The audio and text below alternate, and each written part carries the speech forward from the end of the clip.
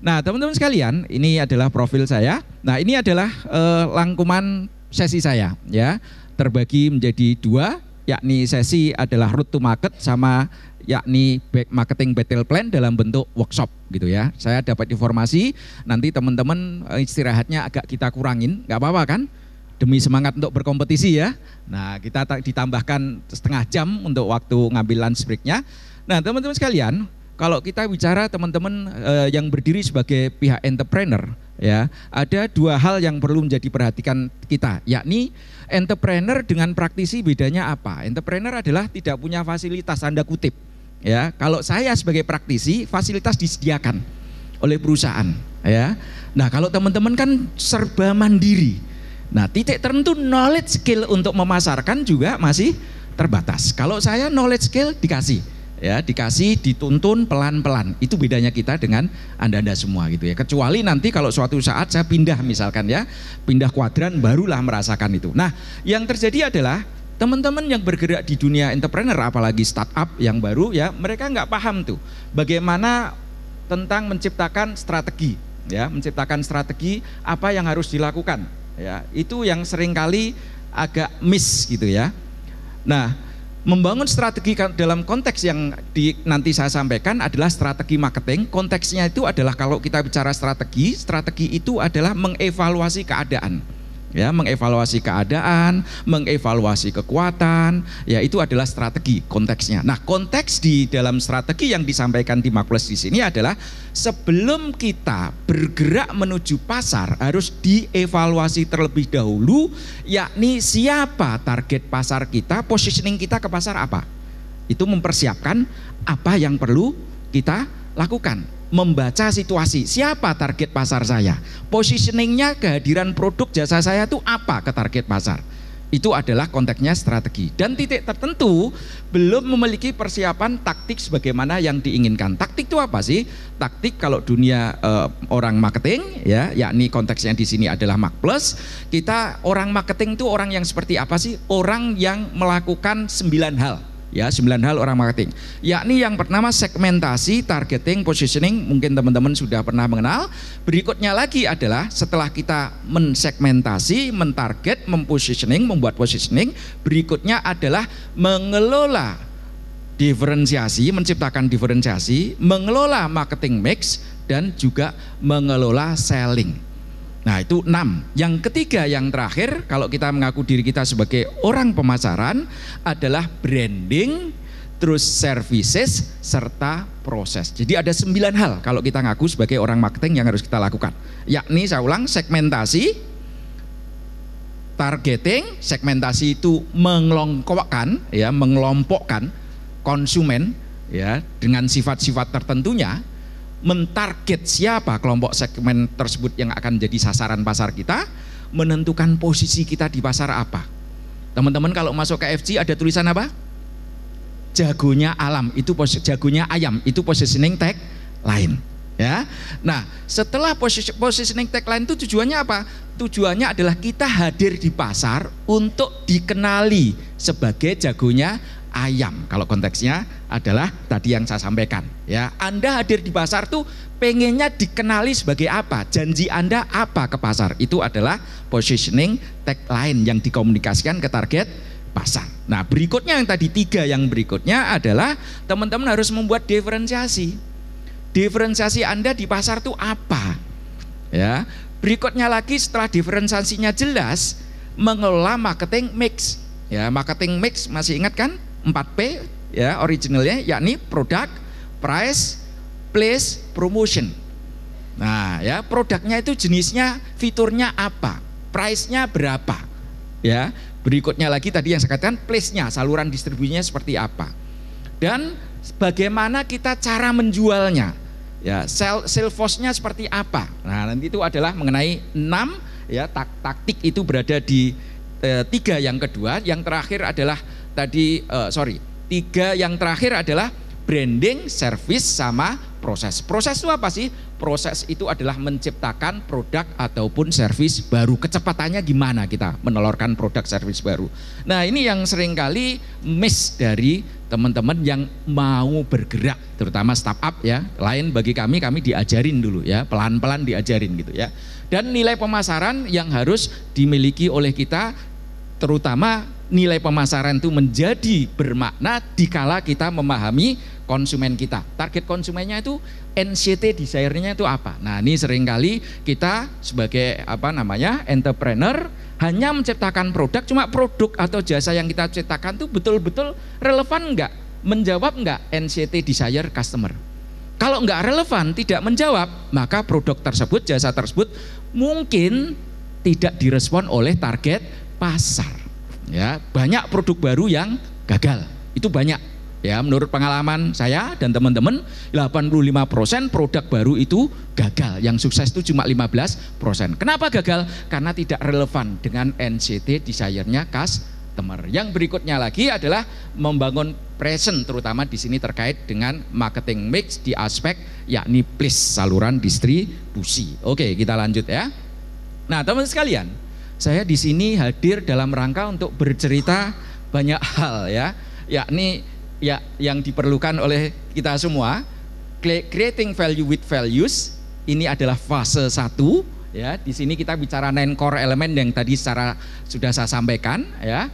Terus fase kedua, selain kita mendalami 9 core element beserta business landscape overview, kita harus masuk ke fase 2, menyiapkan kalau kita mau membesarkan bisnis kita, itu trade channelnya, trade marketingnya seperti apa ya. Nanti saya cerita pelan-pelan. Berikutnya lagi masuk ke fase yang ketiga, yakni mempersiapkan digital marketingnya, karena sekarang zamannya digital dan target pasar kita memang orang-orang yang sangat aware terhadap digital sesuai dengan masanya. Nah teman-teman sekalian, kita bicara kalau fase 1, seseorang yang mau mengelola pasar, mendapatkan pasar semaksimal mungkin, maka orang tersebut harus ini yang dikelola, 9 core element beserta business landscape overview-nya ya. Nah, di sini kalau kita bicara mengenai landscape bisnis, di pasar itu ada apa sih? Ya, di pasar itu ada apa? Kalau kita bicara pasar, di pasar itu ada 4C. Di pasar itu ada C yang pertama, perubahan. Ya, itu yang ada di pasar. Selain perubahan, di pasar ada apa lagi? Yakni ada kompetitor. Selain perubahan kompetitor, di pasar ada apa lagi? Ada customer. Dan ada C yang keempat adalah diri kita sebagai company.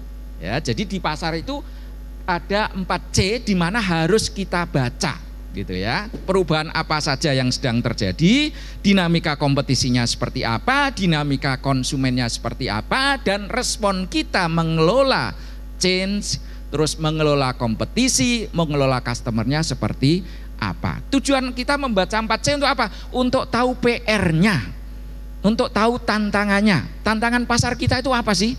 Nah, setelah tahu tantangan pasarnya, maka berikutnya kita akan tahu kira-kira apa counter action kita terhadap tantangan pasar. Itu pola berpikirnya seperti itu.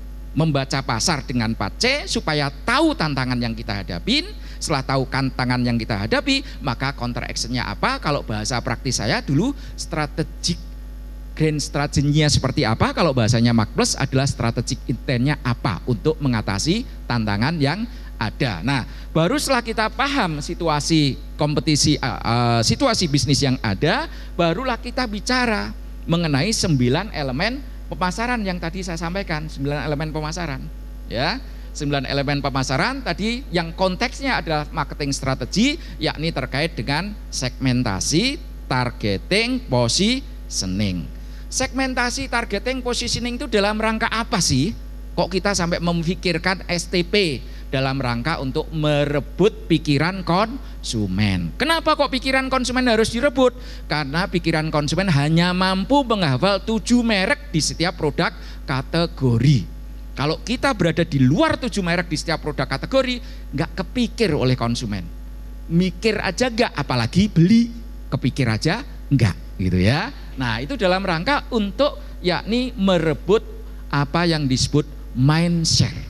Ya. Nah, sekarang marketing taktik yang dimaksud di sini apa? Yakni yang tadi saya sebutkan 9 elemen pemasaran yang berikutnya, yakni diferensiasi, marketing mix, sama selling, gitu ya. Nah, kita mengelola diferensiasi, menciptakan diferensiasi, mengelola marketing mix, terus selling, mengelola selling, tujuannya antara apa? Untuk ngambil duitnya konsumen, ya. Untuk ngambil duitnya konsumen, disebutnya adalah market share, ya. Orang lain mengatakan wallet share untuk tiap masing-masing konsumen. Terus kita juga harus mengelola marketing value, itu 3 elemen pemasaran yang terakhir yang tadi saya sebutkan, branding, ya. Berikutnya adalah services sama proses kecepatan menciptakan produk ataupun servis baru. Kenapa kita harus mengelola branding, services, dan proses? Karena kita ingin merebut hatinya konsumen dengan servis, brand, dan kecepatan menciptakan produk servis baru. Sehingga pebisnis yang bagus adalah pebisnis yang rakus. Loh, kenapa kok pebisnis itu yang bagus harus rakus? Harus merebut pikiran konsumen, rebut duitnya konsumen, rebut hatinya konsumen. Supaya apa? Kok tiga-tiganya direbut? Supaya dia loyal, tidak mikirin yang lain, cuma mikirin kita, gitu ya. Maka kita sekali lagi, kalau Anda mau jadi pebisnis yang bagus, yang kuat, harus rakus. Ambil duitnya konsumen, ambil pikiran konsumen, ambil hatinya konsumen, supaya loyal, gitu ya. Nah, itu. Oke, berikutnya setelah kita jelas, ya, jelas yang kita kelola 9 elemen pasangan bisnis landscape-nya, bacaannya jelas, kita mikir. Sekarang kita memikir ke fase yang kedua. Fase yang kedua adalah yakni bagaimana mendistribusikan. Mendistribusikan itu artinya membuat produk jasa kita mudah diakses oleh target konsumen, gitu ya. Jasa kita itu diaksesnya di mana untuk mendapatkan jasa atau produk kita. Nah, itu adalah titik temu antara target konsumen dengan produk jasa kita. Maka kita harus memperluas titik temu antara produk jasa kita dengan target konsumen supaya kemungkinan terjadi transaksinya tinggi. Nah, inilah pengelolaan yang disebut trade marketing. Anda mempermudah, memperbanyak titik temu antara produk jasa kita. Nah, namanya kita trade marketing, ini bahasa lainnya adalah pengelolaan saluran distribusi, ya, secara offline. Nah, kalau kita bicara mengenai saluran distribusi offline, itu saluran distribusinya macam-macam. Anda mau menggunakan modern channel boleh, traditional channel boleh, model MLM boleh, model mengembangkan saluran distribusi sendiri boleh, ya. Nah, itu adalah jenis pilihan, ya, mengenai pengembangan saluran distribusi, yakni mendekatkan produk kita, jasa kita ke target konsumen. Sekali lagi pilihannya, silahkan menggunakan traditional channel. Dari mulai teman-teman pernah dengar grosir, toko besar, toko kecil, kelontong, ya, dan lain sebagainya untuk produk yang finish good, ya, consumer good, gitu ya. Atau model pendekatan kita menggunakan modern channel. Ya, modern channel, yang disebut modern channel itu apa sih? Yakni outlet yang dikelola oleh manajemen yang modern. Banyak outlet, Indomart, Alfamart, itu disebutnya adalah modern channel, gitu ya. Karena yang dikelola dengan model manajemen yang modern, gitu ya. Nah, kalau kita bicara mengenai saluran distribusi apapun produk jasa kita, ya, maka di sini yang menjadi perhatian kita adalah 4 hal ini. Bagaimana coveragenya, bagaimana sistem distribusinya, bagaimana merchandisingnya, trade and in-store promosinya seperti apa, nanti kita bahas. Dan yang terakhir adalah digital marketing, ini adalah online channel. Maka kita harus mengelola apa yang disebut digital marketing goal, audience persona, digital marketing channel, dan lain sebagainya. Oke, kita mulai satu-satu ya. Nah, ini pelan-pelan masuk ke penjelasannya. Nah, teman-teman sekalian, kalau kita bicara bisnis landscape tadi yang saya sampaikan, ya, kita disuruh membaca pasar. Sekali lagi, pasar, sebelum kita masuk ke pasar, sebaiknya pasarnya dibaca dulu. Nah, kalau mau baca pasar, maka bacalah 4C. Ya, kalau mau baca pasar, bacalah 4C. C yang pertama adalah change, ya, sebagai value migrator. Ya, nah, dia yang akan mendorong orang untuk pindah. Change, perubahan apa? Ya, kalau kita nggak ngikutin perubahan, maka pilihannya cuma 2, mau hidup atau mati. Kalau ngikutin perubahan hidup, kalau nggak ngikutin perubahan maka mati, bahasa bisnisnya kayak gitu. Nah, Anda hadir di pasar, titik tertentu adalah Anda merubah apa? Gojek merubah apa? Boleh nggak di sini nyebut merek ya? Boleh ya. Nah, Gojek merubah apa? Setiap produk jasa yang muncul di pasar merubah apa?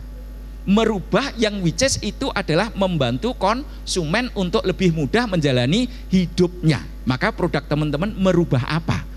Merubah gaya hidup konsumen yang seperti apa?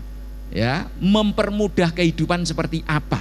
Kalau itu masuk, di mana perubahan Anda itu mensolusi masalah konsumen yang ada, maka Anda sudah merupakan sebagai change value migrator. Anda yang akan merubah, dan orang merasa senang perubahan yang Anda tawarkan itu adalah solusi masalah konsumen yang selama ini.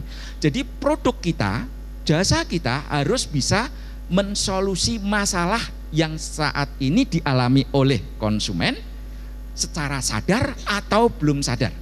Karena ada konsumen yang sadar dirinya ada masalah, ada konsumen yang tidak sadar dirinya ada masalah. Sebagai ilustrasi, ada produk ya yang merubah konsumen tapi konsumennya belum sadar. Misalkan air mineral. Dulu air mineral pada saat masuk di pasar, apakah konsumennya sadar membutuhkan itu? Enggak sadar, ya. Tapi si pencetus air mineral ini terus-menerus mengedukasi pasar yang belum tahu. Akhirnya sampai tahu. Butuh berapa tahun kira-kira air mineral itu mengedukasi pasar? 15 tahun. Ya, kalau dia nggak sabar mengedukasi, mungkin 10 tahun berhenti, dia bisa tidak ada hadir di pasar seperti yang kita lihat sekarang ini. Nah, ada pasar yang sudah sadar dia ngalamin masalah, ya. Nah, kalau pasarnya sudah sadar ngalamin masalah, Anda masuk memberikan solusi masalah, maka itu yang laris, cepat laris. Jadi kita ngelola pasar ada gaya yang cepat, yakni konsumen yang sadar masalah, ada yang gayanya pelan-pelan. Nah, gaya pelan-pelan Anda sabar apa enggak? Kalau enggak sabar, ada jumlah produk enggak sabar, akhirnya keluar ke pasar, ya. Ada ilustrasi produk yang ada di pasar, produk isotonik. Teman-teman mengenal nggak produk isotonik mereknya? Sebelum itu apa kira-kira yang ada di pasar? Bukan, itu belakangan. Enggak, belakangan. Pernah dengar nggak namanya? Boleh disebut merek nggak ya? Karena saya orang pemasaran boleh ya. Gatorade, pernah? Nah, itu pertama kali masuk pasar isotonik, ya. Konsumennya saat itu kita nggak tahu cairan isotonik itu untuk apa gitu ya. Kita nggak sadar bahwa kita membutuhkan itu. Dia 4 tahun ada di pasar, berhasil nggak? Ya, salesnya tidak sesuai harapan. Nah, itu yang disebut nggak berhasil. Memang produk baru, kalau menurut pengalaman saya, usia 3-5 tahun salesnya tidak sesuai harapan kita panik. Akhirnya apa? Produk tersebut masuk kategori produk yang deleted produk yang di-delete karena 3-5 tahun tidak mencapai sasaran sales yang kita inginkan. Gatorade 4 tahun meninggalkan pasar. Datanglah, sayang ya, datanglah yang tadi disebutkan.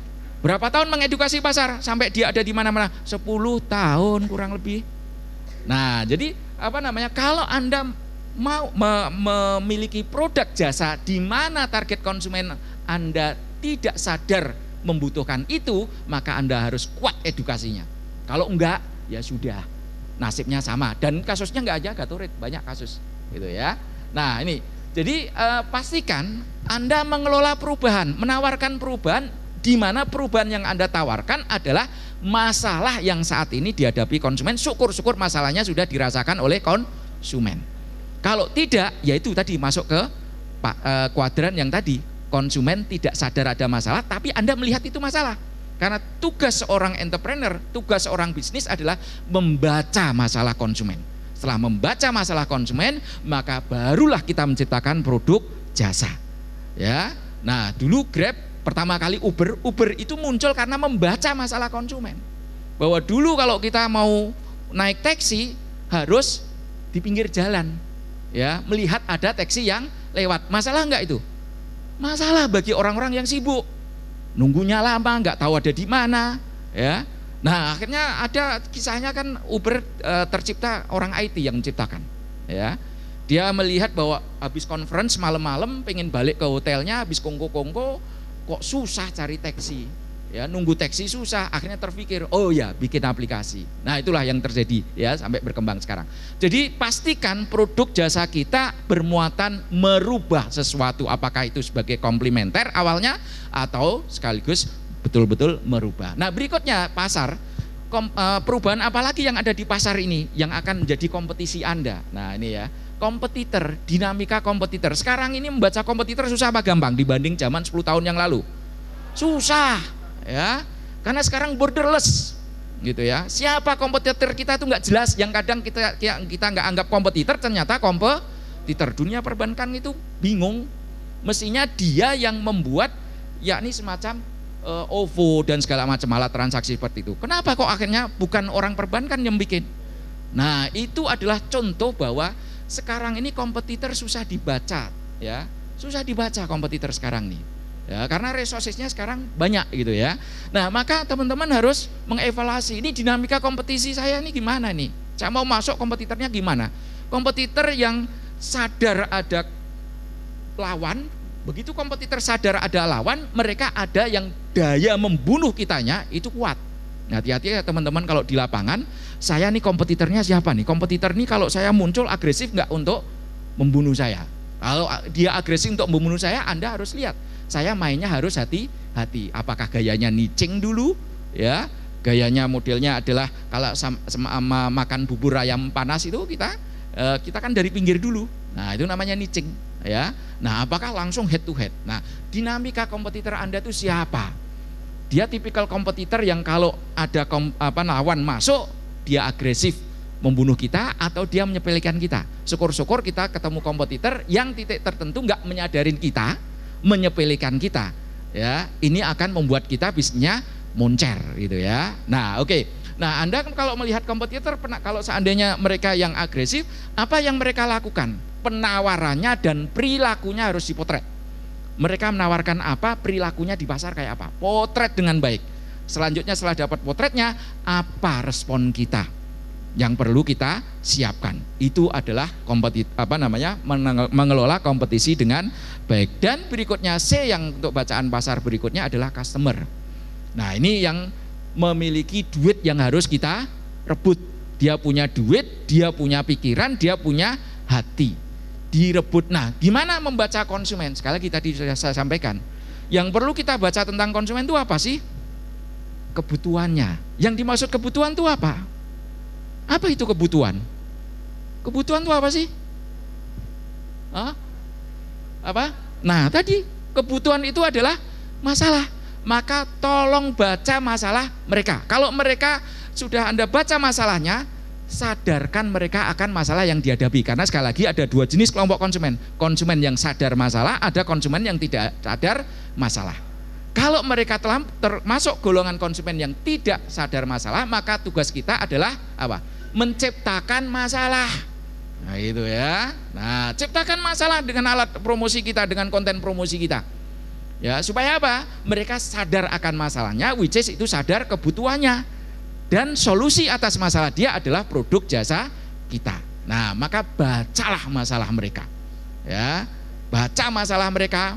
Konten promosi kita harus konten promosi yang meyakinkan bahwa produk jasa kita itu mengatasi masalah mereka. Tanpa itu kita jelaskan, keberadaan kita di pasar itu tidak dilihat oleh konsumen. Maka bacalah masalah, bacalah anxiety. Masalah itu juga masalah kecemasan. Ya, orang punya masalah karena cemas karena dia membayangkan sesuatu yang tidak bagus untuk dirinya. Nah, pinter-pinterlah untuk membaca dan mengelola hal tersebut. Nah, itu ya. Yang terakhir, C yang terakhir harus kita baca adalah diri kita sendiri. Apa yang harus kita baca dari diri kita sendiri? Yang kita baca adalah apakah kita sebagai perusahaan bentuk apapun, apakah CV, PT, besar, kecil, apakah kita sebagai perusahaan mampu membaca 3C di atas sekaligus mampu mengelola 3C di atas, gitu ya. Kita sebagai perusahaan harus bisa membaca perubahan, kita sebagai perusahaan harus bisa membaca kompetisi, kita sebagai perusahaan harus bisa membaca konsumen sekaligus mengelola 3C. Nah, apakah gaya perusahaan kita membaca 3C ini kalah dengan perusahaan-perusahaan sejenis? Itu yang harus kita cermati. Ini namanya membaca pasar dengan baik. Sekali lagi, tujuan baca pasar untuk apa? Tahu tantangan yang kita hadapi. Bayangkan Anda masuk ke pasar tapi nggak tahu tantangan yang dihadapi. Apa yang terjadi? Trial by error. Dan trial by error itu biaya nggak? Biaya. Ya kalau menghasilkan jualan. Kalau enggak, cuma mengeluarkan biaya saja, expense aja. Nah, setahun bangkrut, setahun ada, habis itu mati, almarhum bisnis kita. Nah, kita jangan sampai seperti itu ya. Ini membaca pasar, teman-teman sekalian. Nah, ini ilustrasi aja ya, saya skip aja yang ini.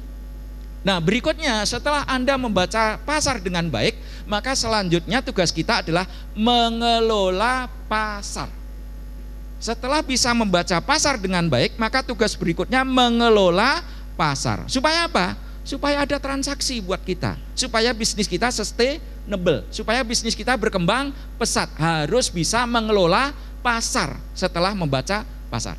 Untuk bisa mengelola pasar, tools yang harus kita kelola ada, yakni 9 elemen pemasaran bahasa Makplus. Untuk mengelola pasar, maka toolsnya adalah mengelola 9 elemen pemasaran. Nah, sekarang apa itu 9 elemen pemasaran? Tadi sudah saya sampaikan, tapi nggak apa-apa kita ulang lagi. Yang pertama adalah siapa segmen produk jasa kita. Artinya adalah kita mengelola segmentasi. Bahasa lainnya segmenting. Apa itu segmenting? Apa itu segmentasi? Segmenting atau segmentasi itu adalah mengelompokkan konsumen. Target konsumen kita itu kita kelompok-kelompokkan. Nah, mengelompokkannya dengan cara apa? Yakni dengan menggunakan variabel yang ada. Namanya saya nyebutnya ini adalah variabel segmentasi, di mana variabel segmentasi terbagi menjadi 2, yakni variabel statis dan variabel dinamis. Nah, kita punya toolsnya di sini. Nah, apa itu variabel statis? Variabel statisnya yakni variabel geografis, demografis, firmografis. Artinya, kalau kita katakanlah menggunakan variabel geografis, Anda mau melengkapkan konsumen berbasiskan geografinya. Mana boleh, misalkan kita punya kantor, boleh variabel geografis yang mikro, subvariabelnya, dari mikro variabel ke subvariabel. Subvariabelnya misalkan jarak 1 kilo dari kantor, jarak 2 kilo dari kantor, jarak 3 kilo dari kantor.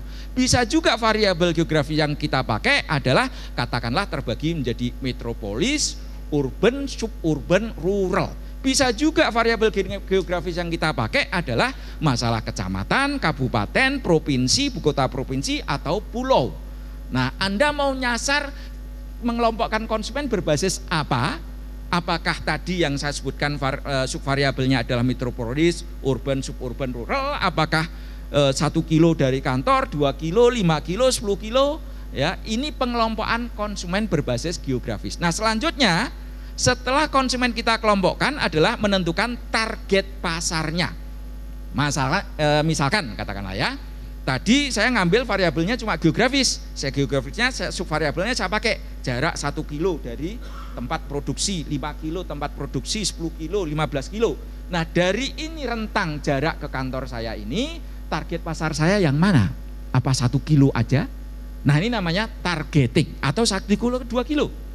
Nah, targeting untuk periode waktu berapa lama? Mau setahun, 2 tahun silakan. Setelah setahun, 2 tahun berhasil, baru kita ekspansi segmen. Nah, itu namanya ekspansi segmen. Oke, 1-2 kilo sudah kita kuasai, kita ekspansi. Tahun ketiga ke segmen yang jarak 5 kilo, 10 kilo. Atau Anda gayanya beda. Ya, karena 1 kilo pertarungannya sengit, saya milih target segmennya yang 5 kilo. Yang menurut saya, kalkulasi saya, kompetisinya tidak sengit. Nah, itu boleh-boleh aja, itu namanya targeting. Nah, ini mengelompokkan konsumen berbasiskan variabel segmentasi. Variabel yang lain adalah demografis. Kalau demografis teman-teman tahu subvariabelnya apa aja kira-kira? Yang disebut demografis. Kalau geografis jelas tadi ya. Usia. Ya, terus apa? Profesi. Terus apa lagi? penghasilan ya. Nah, itu adalah gender, itu adalah masuk demografis. Nah, Anda mau dari sisi demografis mau ngambil yang mana? Usia kah? Pendidikan kah? Rentangnya berapa? Ya, Anda harus pilih gitu ya. Saya menyasar rentang umur yang katakanlah 25 sampai 35 plus yang 35 sampai katakanlah 40 ya. Nah, di luar itu bukan jadi target pasar saya. Nah, Anda mengelompokkan dulu kelompok konsumen Anda yang mana yang mau Anda pilih. Terus berikutnya lagi adalah firmografis. Firmografis itu adalah jenis industri. Anda katakanlah salah satu penjual raw material ya, atau mungkin bukan finish product, meat ya, meat non finish product gitu, yang tengah-tengah proses antara. Nah, Anda mau firmografis ini arahnya ke siapa? Apakah ke perusahaan industri F&B, food and beverage, atau sasarannya Anda adalah perusahaan farmasi atau perusahaan semen dan lain sebagainya? Siapa? Anda mengelompokkan jenis industrinya itu berbasis apa saja, dan akhirnya siapa yang menjadi target pasar Anda? Atau teman-teman menggunakan atribut dinamis perilaku. Perilaku itu loyal, unloyal, switcher ya, itu perilaku. Pemakaian sekali, 2 kali, 4 kali selama sebulan pemakaian produk jasa kita, itu adalah perilaku. Nah, perilakunya seperti apa? Psikografis ya, lifestyle psikografis tuh ya. Lifestyle-nya kayak apa? Nah, ini adalah pilihan untuk mengelompokkan segmen pasar yang mau kita tuju. Setelah tahu kelompok-kelompok segmen pasar, masuklah kita targeting. Nah, kalau mau mentarget pasar setelah kita kelompok-kelompokkan tadi, apa yang harus kita lakukan? Yakni diukur mana pasar yang paling menarik.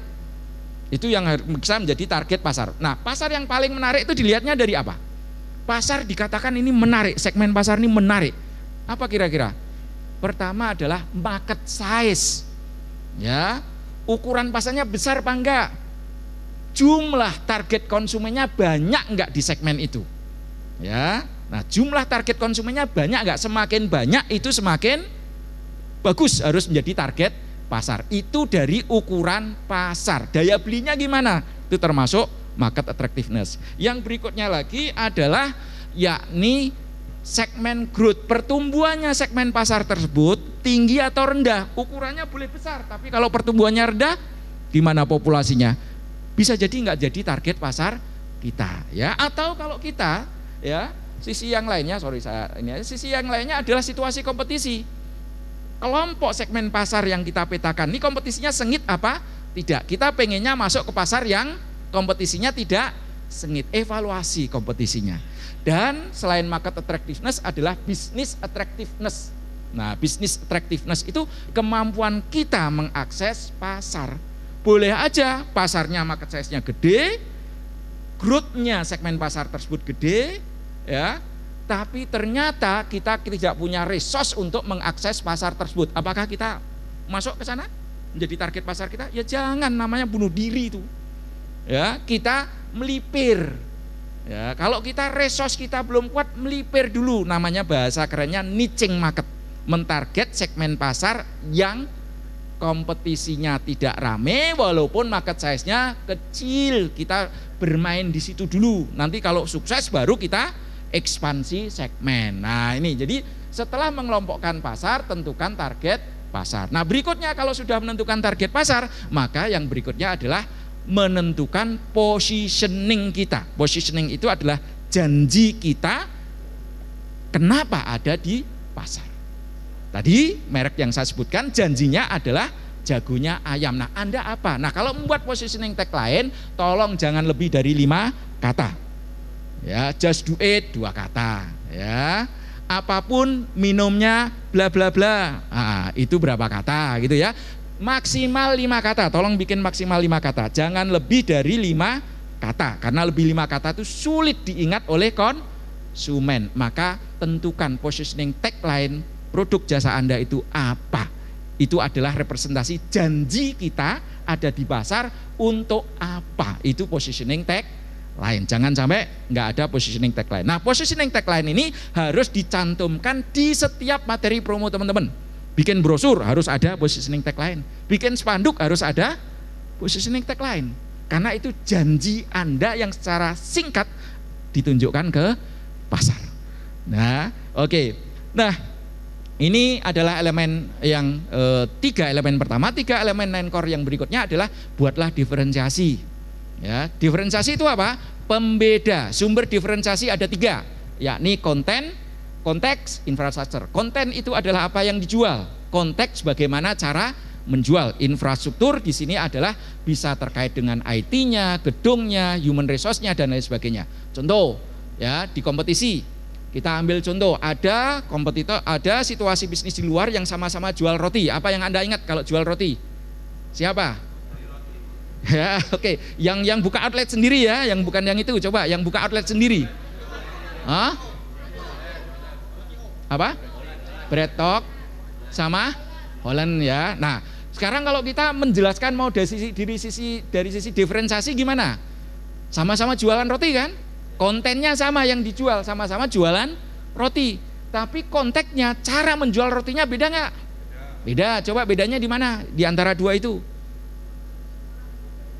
Ya, kalau H, apa gimana kalau H? Jualannya di mana? Di ruko ya. Kalau satu lagi B, di mall ya. Itu lokasinya. Selain lokasi, cara jualnya yang bedanya apa? Hah? Jenis roti itu terkait dengan konten. Nah, ini cara menjualnya, kontennya, teksturnya itu konten ya. Tekstur, varian itu konten ya. Yang beda lagi adalah eksplorasi panca indera konsumen.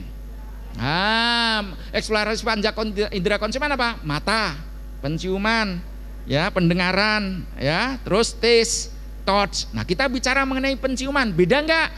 Kalau Anda masuk H, aroma rotinya kuat enggak? Enggak begitu, begitu mah Anda belum melihat ini outlet B, tapi aroma rotinya gimana? Oh, strong kan, kemana-mana toh, sehingga itu menimbulkan, itu diferensiasi, ya, cara menjualnya beda, walaupun yang dijual tanda kutip sama, ya, sama di sini bisa jadi sama yang sedikit berbeda, taste-nya, teksturnya gitu. Nah, pastikan jualan teman-teman memiliki diferensiasi. Dari sisi konten apa diferensiasi Anda dibanding yang lainnya? Dari sisi konteks apa bedanya dibanding yang lainnya? Syukur-syukur ditambahkan infrastruktur. Nah, tolong difikirkan, karena semakin terdiferensiasi produk kita, semakin keberadaan kita berbeda. Nah, berbeda itu menarik orang enggak? Menarik target konsumen. Maka bikinlah diferensiasi, deskripsikan diferensiasinya. Yang berikutnya lagi adalah setelah diferensiasinya jelas mendukung positioning tagline, maka kita harus mengelola marketing mix, ya, marketing mix dari sisi pricingnya pas, ya, dari sisi apa namanya place-nya, saluran distribusinya juga pas sesuai dengan target konsumen dan lain sebagainya, ya. Nih channelnya mau offline, online, ya. Nah, dari sisi apa price, place, promotionnya juga pas gitu ya. Nah, kalau ini sudah kita perencanakan dengan bagus, berikutnya jangan lupa selling. Selling itu interaksi antara kita dengan target konsumen, ya. Atau mungkin kalau teman-teman nanti mengembangkan sales management, sales force, ya, Anda merekrut salesman, supervisornya dan atasnya, maka Anda kasih bekal untuk bisa berinteraksi dengan konsumen dengan baik. Selling itu apa sih? Kalau selling secara umum itu aktivitasnya adalah approaching, probing, ya. Probing itu menggali konsumen, terus bagaimana menyampaikan USP, unique selling proposition kita, keunikan produk kita, cara menyampaikannya pas apa enggak. Pada saat kita menyampaikan USP, konsumen belum tentu setuju, maka konsumen titik tentu objection. Objection itu artinya apa? Menolak cerita kita, ya, membantah cerita kita, keunikan kita itu dibantah, ya, tidak disetujui, itu namanya objection. Maka kita harus pintar melakukan handling objection.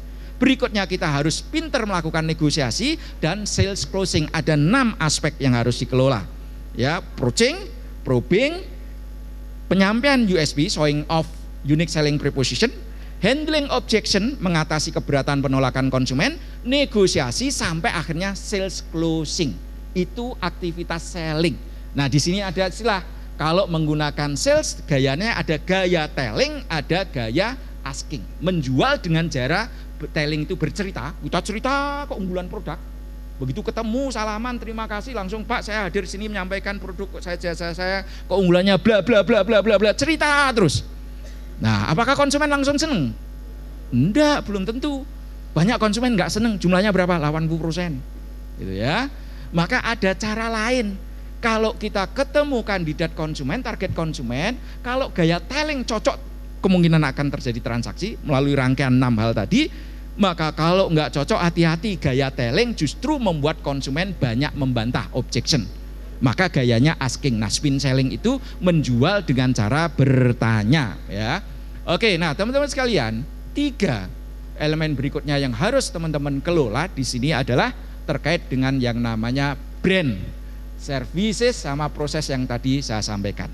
Brand harus kita kelola, tujuannya ini untuk mendapatkan level-level tertentu dari item-item yang ada di layar monitor. Pertama, brand awareness. Kalau bisa brand kita berada di puncak, top of mind. Top of mind itu disebut pertama kali oleh target konsumen.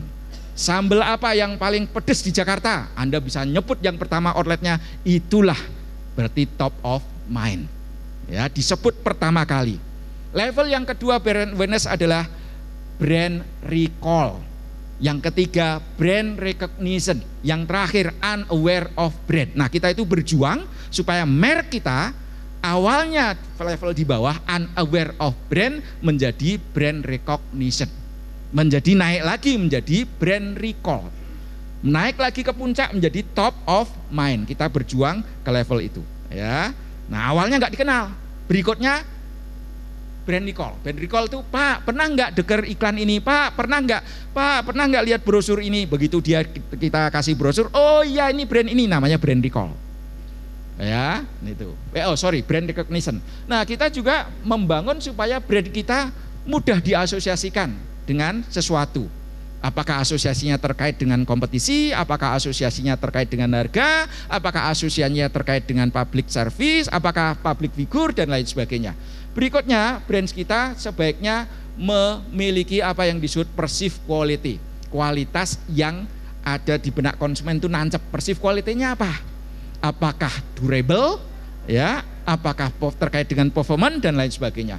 Terus kita bekerja mengelola brand ini supaya brand loyalty-nya itu bagus. Brand loyalty-nya mulai dari yang paling bawah levelnya itu disebut brand switcher, yang suka gonta-ganti brand, itu namanya brand switcher.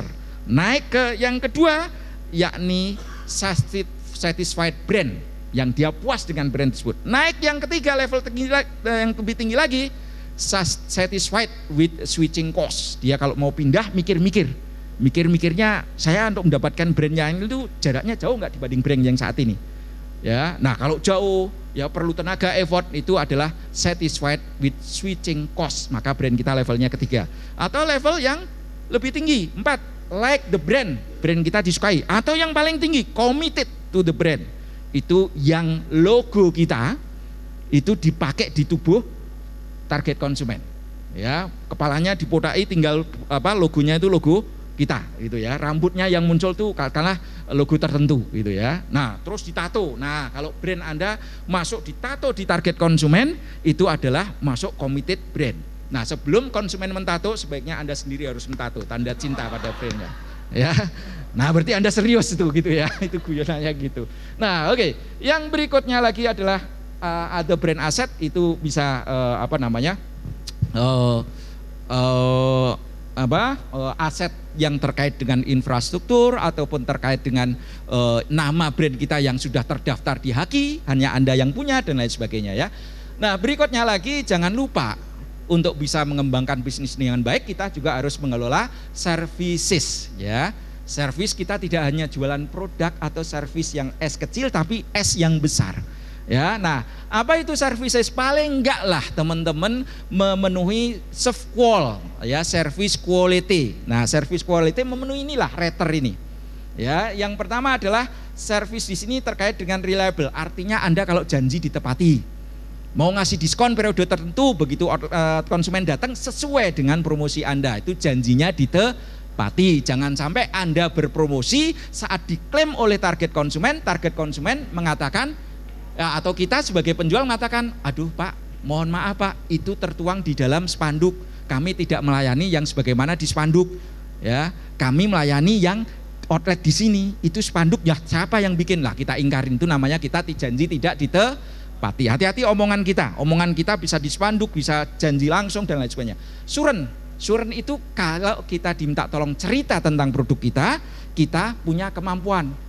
Ya, banding kompetitor gimana sini? Oh ini Pak gini-gini, dibanding ini gimana? Anda bisa menjelaskan semua. Jangan saat ditanya, waduh Pak saya nggak sampai sana pemikirannya Pak, maaf. Nah itu namanya cacat di assurance. Berikutnya tangible, tampilannya terlihat, fisiknya terlihat, kemasannya bagus, kantornya kalau ditangin bagus, ya. Terus termasuk di dalamnya di sini tangible itu adalah memanjakan mata konsumen, tampilan kita rapi, manjakan telinga konsumen dan lain sebagainya. Empati dan berikutnya lagi adalah responsiveness. Paling enggak rater ini terpenuhi. Kalau rater terpenuhi, Anda servisnya bagus. Tapi kalau responsifnya ya enggak terpenuhi, kita ada konsumen komplain, lama direspon, maka servisnya jelek. Berikutnya yang terakhir proses menciptakan produk jasa baru. Anda mungkin saat ini punya 2 varian produk, ya 2 varian servis, kembangkan menjadi 5 varian, ya terus produk kategorinya berbeda. Selama teman-teman mengembangkan bisnis di mana kualitas produk Anda lebih baik daripada yang existing atau menggantikan existing, disampaikan dalam waktu yang cepat, masuk ke pasar lebih cepat dibanding kompetitor dan biayanya lebih rendah, maka Anda mengelola proses dengan baik. Itu adalah 9 elemen pemasaran yang harus kita kelola kalau kita mau sukses di aspek pemasaran.